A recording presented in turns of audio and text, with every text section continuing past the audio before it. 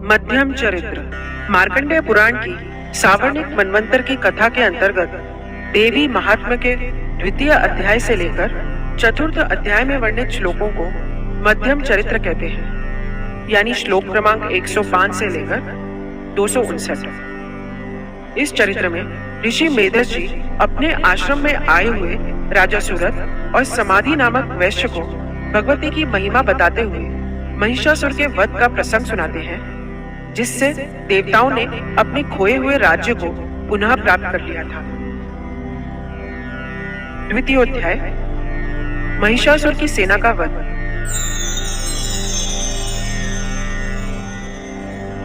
द्वितीय अध्याय में देवताओं के तेजपुंज से भगवती महालक्ष्मी के प्रकट होने का वर्णन किया गया है, जो अपने समस्त आयुधों एवं अपने सिंह वाहन को लेकर महिषासुर की विशाल सेना पर टूट पड़ी।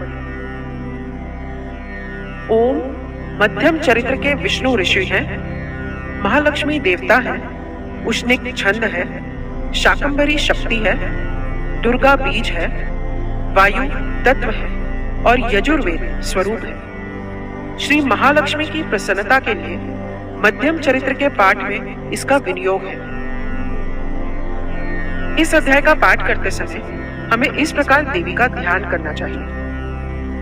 मैं कमल के आसन पर बैठी हुई प्रसन्न मुख वाली महिषासुर मर्दिनी भगवती महालक्ष्मी का भजन करता हूँ, जो अपने हाथों में अक्षमाला, फरसा, गदा, बाण, वज्र, पद्म, धनुष, कुंडिका, दंड, शक्ति, खड़ग, ढाल, शंख, घंटा, मधुपात्र, शूल, पाश और चक्र धारण करती है।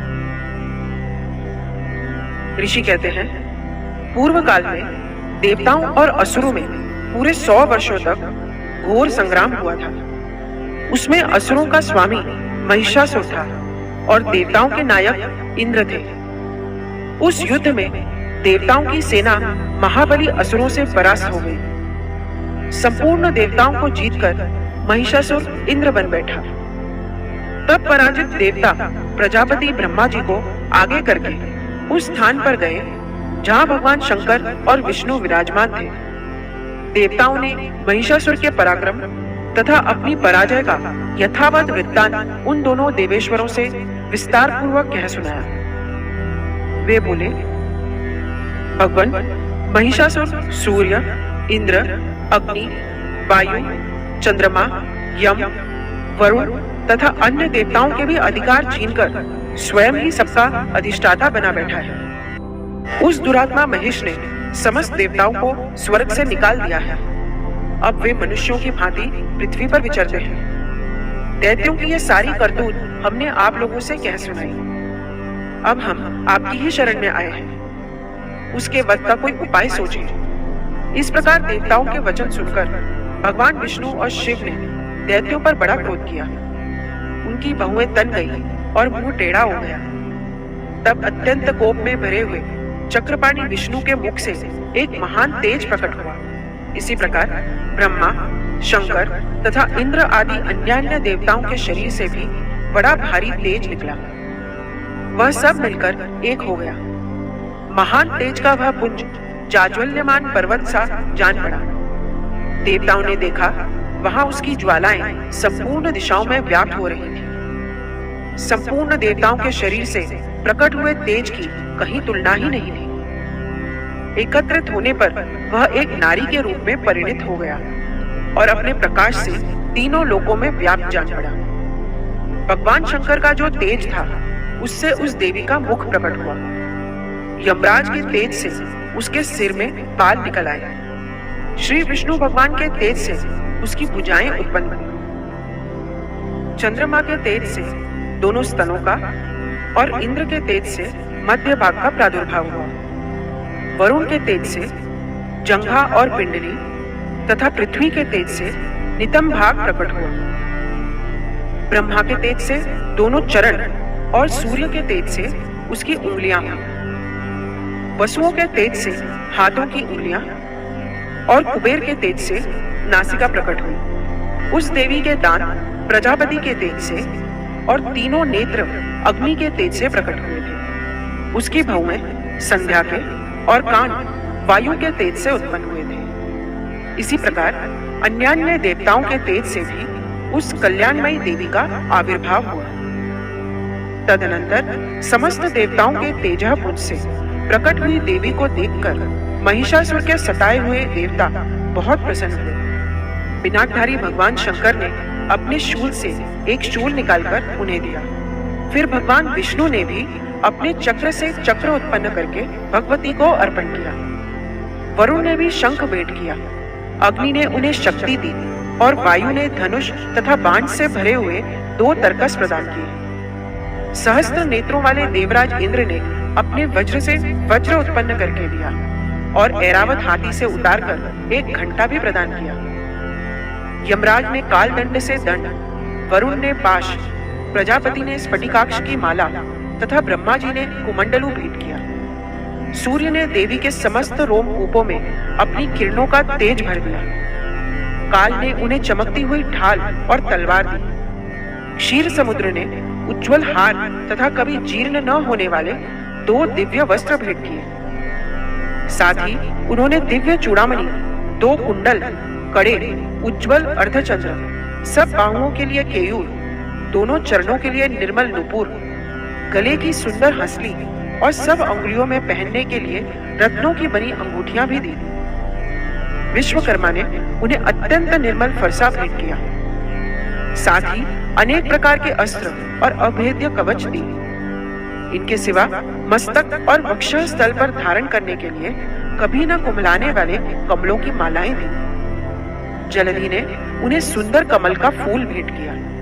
हिमालय ने सवारी के लिए सिंह तथा भांति भांति के रत्न समर्पित किए। धनाध्यक्ष कुबेर ने मधु से भरा हुआ पान पात्र दिया तथा संपूर्ण नागों के राजा शेष ने, जो इस पृथ्वी को धारण करते हैं, उन्हें बहुमूल्य मणियों से विभूषित नागहार भेंट किया। इसी प्रकार अन्य देवताओं ने भी आभूषण और अस्त्र शस्त्र देकर देवी का सम्मान किया। तत्पश्चात उन्होंने बारंबार अट्टहास पूर्वक उच्च स्वर से गर्जना की। उनके भयंकर नाद से संपूर्ण आकाश गूंज उठा। देवी का वह अत्यंत उच्च स्वर से किया हुआ सिंहनाद कहीं समा न सका। आकाश उसके सामने लघु प्रतीत होने लगा। उससे बड़े जोर की प्रतिध्वनि हुई, जिससे संपूर्ण विश्व में हलचल मच गई और समुद्र कांप उठे। पृथ्वी डोलने लगी और समस्त पर्वत हिलने लगे। उस समय देवताओं ने अत्यंत प्रसन्नता के साथ सिंहवाहिनी भवानी से कहा, देवी आपकी जय हो। साथ ही महर्षियों ने भक्ति भाव से विनम्र होकर उनका स्तवन किया।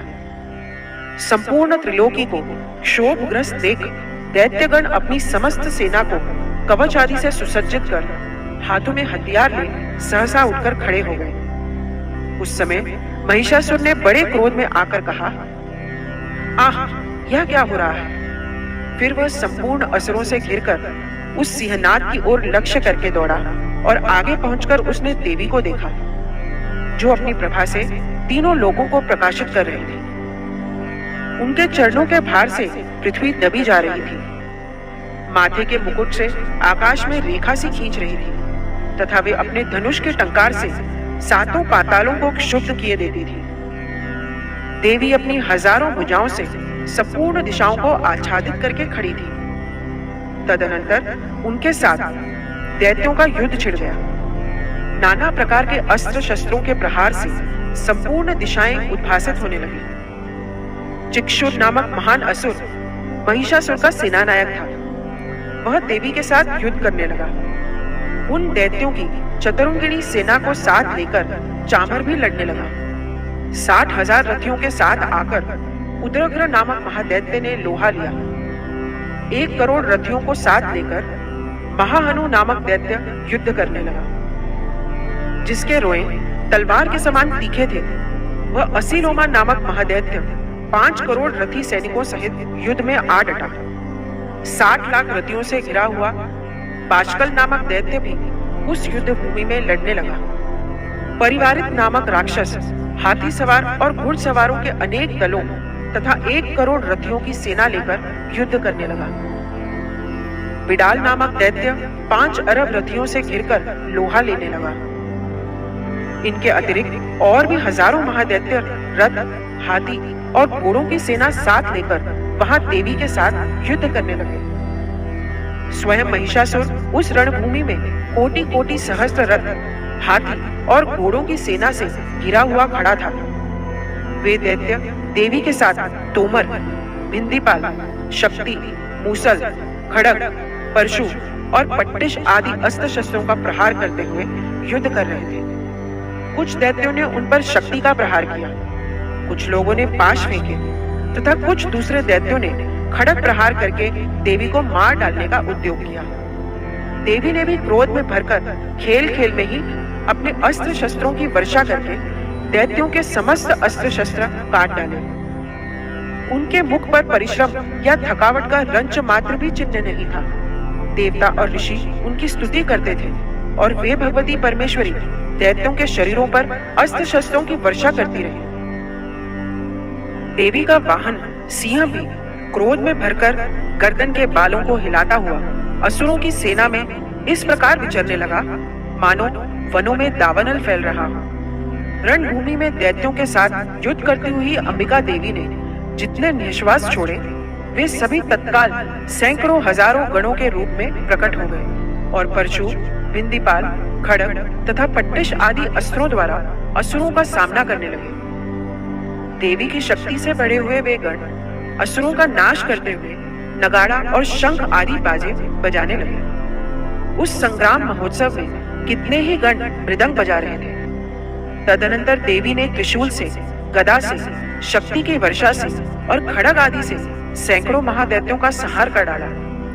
कितनों को घंटे के भयंकर नाच से मूर्छित करके मार गिराया। बहुतेरे दैत्यों को पाश से बांधकर धरती पर घसीटा। कितने ही दैत्य उनकी तीखी तलवार की मार से दो दो टुकड़े हो गए। कितने ही गदा की चोट से घायल हो धरती पर सो गए। कितने ही मूसल की मार से अत्यंत आहत होकर रक्त वमन करने लगे।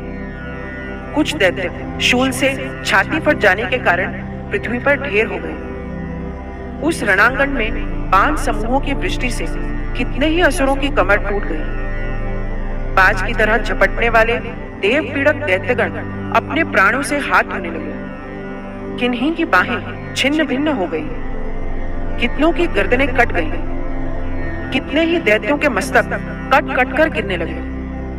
कुछ लोगों के शरीर मध्य भाग में ही विदीर्ण हो गए। कितने ही महादैत्य जांघें कट जाने से पृथ्वी पर गिर पड़े। कितनों को ही देवी ने एक बाह, एक पैर, एक नेत्र वाले करके दो टुकड़ों में चीर डाला। कितने ही दैत्य मस्तक कट जाने पर भी गिरकर फिर उड़ जाते और केवल धड़ के ही रूप में अच्छे अच्छे हथियार हाथों में ले देवी के साथ युद्ध करने लगते थे। दूसरे कबंध युद्ध के बाजों की लय पर नाचते थे। कितने ही बिना सिर के धड़ हाथों में खड़ग, शक्ति और रिष्टि लिए दौड़ते थे तथा दूसरे दूसरे महादैत्य ठहरो ठहरो यह कहते हुए देवी को युद्ध के लिए ललकारते थे। जहां वह घोर संग्राम हुआ था वहां की धरती देवी के गिराए हुए रथ, हाथी, घोड़े और असुरों की लाशों से ऐसी पट गई थी कि वहां चलना फिरना असंभव हो गया था। दैत्यों की सेना में हाथी, घोड़े और असुरों के शरीरों से इतनी अधिक मात्रा में रक्तपात हुआ था कि थोड़ी ही देर में वहां खून की बड़ी बड़ी नदियां बहने लगी। जगदम्बा ने असुरों की विशाल सेना को क्षण भर में नष्ट कर दिया, ठीक उसी तरह जैसे तृण और काठ के भारी ढेर को आग कुछ ही क्षणों में भस्म कर देती है। और वह सिंह भी गर्दन के बालों को हिला हिलाकर जोर जोर से गर्जना करता हुआ दैत्यों के शरीरों से मानो उनके प्राण चुने लेता था। वहां देवी के गणों ने भी उन महादैत्यों के साथ ऐसा युद्ध किया जिससे आकाश में खड़े हुए देवतागण उन पर बहुत संतुष्ट हुए और फूल बरसाने लगे। इस प्रकार श्री मार्कंडेय पुराण में सावर्णिक मनवंतर की कथा के अंतर्गत देवी महात्म्य में महिषासुर की सेना का वध नामक दूसरा अध्याय पूरा हुआ। तृतीयोध्याय महिषासुर वध। तृतीय अध्याय में वे देवी महिषासुर एवं उसकी समस्त सेना का संहार कर देती हैं। इस अध्याय का पाठ करते समय हमें इस प्रकार देवी का ध्यान करना चाहिए। जगदम्बा के श्रीअंगों की कांति उदय काल के सहस्त्रों सूर्यों के समान हैं। वे लाल रंग की रेशमी साड़ी पहने हुए हैं। उनके गले में मुंडमाला शोभा पा रही है। दोनों स्तनों पर रक्त चंदन का लेप लगा है। वे अपने कर कमलों में जप मालिका, विद्या, अभय तथा वर नामक मुद्राएं धारण किए हुए हैं। तीनों नेत्रों से सुशोभित मुखारविंद की बड़ी शोभा हो रही है। उनके मस्तक पर चंद्रमा के साथ ही रत्नमय मुकुट बंधा है तथा वे कमल के आसन पर विराजमान हैं। ऐसी देवी को मैं भक्ति पूर्वक प्रणाम करता हूँ। ऋषि कहते हैं, दैत्यों की सेना को इस प्रकार तहस नहस होते देख महादैत्य सेनापति चिक्षुर क्रोध में भरकर अंबिका देवी से युद्ध करने के लिए आगे बढ़ा। वह असुर रणभूमि में देवी के ऊपर इस प्रकार बाणों की वर्षा करने लगा जैसे बादल मेरुगिरी के शिखर पर पानी के धार बरसा रहा हो। तब देवी ने अपने बाणों से उसके बाण समूह को अनायास ही काटकर उसके घोड़ों और सारथी को भी मार डाला। साथ ही उसके धनुष तथा अत्यंत ऊंची ध्वजा को भी तत्काल काट गिराया। धनुष कट जाने पर उसके अंगों को अपने बाणों से बींध डाला। धनुष, रथ, घोड़े और सारथी के नष्ट हो जाने पर वह असुर ढाल और तलवार लेकर देवी की ओर दौड़ा। उसने तीखी धार वाली तलवार से सिंह के मस्तक पर चोट करके देवी की भी बाईं भुजा में बड़े वेग से प्रहार किया। राजन, देवी की बाह पर पहुंचते ही वह तलवार टूट गई। फिर तो क्रोध से लाल आंखें करके उस राक्षस ने शूल हाथ में लिया और उसे उस महादैत्य ने भगवती भद्रकाली के ऊपर चलाया। वह शूल आकाश से गिरते हुए सूर्यमंडल की भांति अपने तेज से प्रज्वलित हो उठा। उस शूल को अपनी ओर आते देख देवी ने भी शूल का प्रहार किया। उससे राक्षस के शूल के सैकड़ों टुकड़े हो गए। साथ ही महादैत्य चिक्षुर की भी धज्जियां उड़ गई। वह प्राणों से हाथ धो बैठा। महिषासुर के सेनापति उस महापराक्रमी चिक्षुर के मारे जाने पर देवताओं को पीड़ा देने वाला चामर हाथी पर चढ़कर आया। उसने भी देवी के ऊपर शक्ति का प्रहार किया, किंतु जगदम्बा ने उसे अपने हुंकार से ही आहत एवं निष्प्रभ करके तत्काल पृथ्वी पर गिरा दिया। शक्ति टूटकर गिरी हुई देख चामर को बड़ा क्रोध हुआ। अब उसने शूल चलाया, किंतु देवी ने उसे भी अपने बाणों द्वारा काट डाला। इतने में ही देवी का सिंह उछलकर हाथी के मस्तक पर चढ़ बैठा और उस दैत्य के साथ खूब जोर लगाकर बाहुयुद्ध करने लगा। वे दोनों लड़ते लड़ते हाथी से पृथ्वी पर आ गए और अत्यंत क्रोध में भरकर एक दूसरे पर बड़े भयंकर प्रहार करते हुए लड़ने लगे।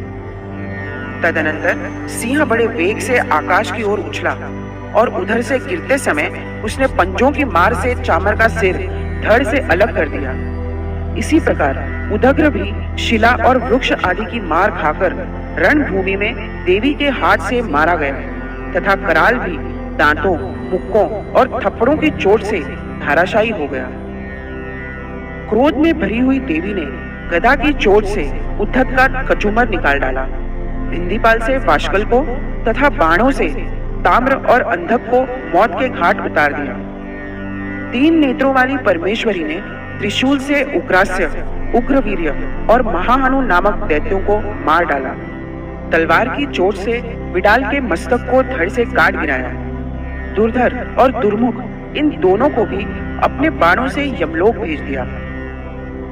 इस प्रकार अपनी सेना का संहार होते देख महिषासुर ने भैंसे का रूप धारण करके देवी के गणों को त्रास देना आरंभ किया।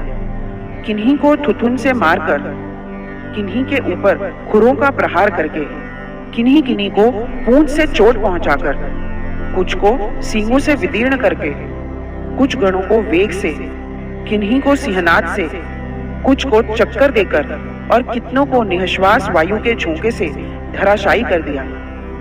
इस प्रकार गणों की सेना को गिराकर वह असुर महादेवी के सिंह को मारने के लिए झपटा। इससे जगदम्बा को बड़ा क्रोध हुआ। उधर महापराक्रमी महिषासुर भी क्रोध में भरकर धरती को खुरों से खोदने लगा तथा अपने सींगों से ऊंचे ऊंचे पर्वतों को उठाकर फेंकने और गरजने लगा। उसके वेग से चक्कर देने के कारण पृथ्वी क्षुब्ध होकर फटने लगी। उसकी पूंछ से टकराकर समुद्र सब ओर से धरती को डुबोने लगा। हिलते हुए सींगों के आघात से विदीर्ण होकर बादलों के टुकड़े टुकड़े हो गए। उसके श्वास की प्रचंड वायु के वेग से उड़े हुए सैकड़ों पर्वत आकाश से गिरने लगे। इस प्रकार क्रोध में भरे हुए उस महादैत्य को अपनी ओर आते देख चंडिका ने उसका वध करने के लिए महान क्रोध किया। उन्होंने पाश फेंककर उस महान असुर को बांध लिया। उस महासंग्राम में बंध जाने पर उसने भैंसे का रूप त्याग दिया और तत्काल सिंह के रूप में वह प्रकट हो गया। उस अवस्था में जगदम्बा ज्यों ही उसका मस्तक काटने के लिए उद्यत हुई, त्यों ही वह खड़गधारी पुरुष के रूप में दिखाई देने लगा। तब देवी ने तुरंत ही बाणों की वर्षा करके ढाल और तलवार के साथ उस पुरुष को बींध डाला। इतने में ही वह महान गजराज के रूप में परिणित हो गया तथा अपने सूंड से देवी के विशाल सिंहों को खींचने और गरजने लगा।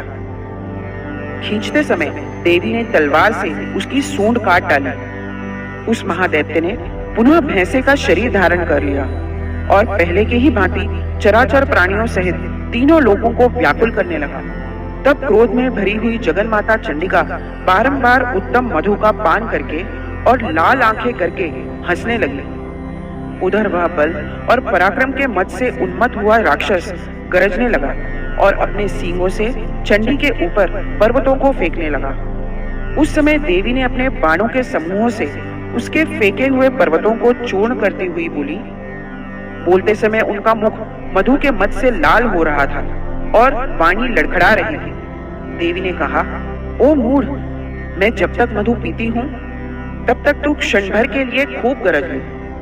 मेरे हाथ से यही तेरी मृत्यु हो जाने पर अब शीघ्र ही देवता भी गर्जना करेंगे। ऋषि कहते हैं, यूं कहकर देवी उछली और उस महादैत्य के ऊपर चढ़ गई। फिर अपने पैर से उसे दबाकर उन्होंने शूल से उसके कंठ में आघात किया। उनके पैर से दबा होने पर भी महिषासुर अपने मुख से अभी आधे शरीर से ही वह बाहर निकलने पाया था कि देवी ने अपने प्रभाव से उसे रोक दिया। आधा निकला होने पर भी वह महादैत्य देवी से युद्ध करने लगा। तब देवी ने बहुत बड़ी तलवार से उसका मस्तक काट गिराया। फिर तो हाहाकार करती हुई दैत्यों की सारी सेना भाग गई तथा संपूर्ण देवता अत्यंत प्रसन्न हो गए। इस प्रकार श्री मार्कंडेय पुराण में सावर्णिक मनवंतर की कथा के अंतर्गत देवी महात्म्य में महिषासुर वध नामक तीसरा अध्याय पूरा हुआ।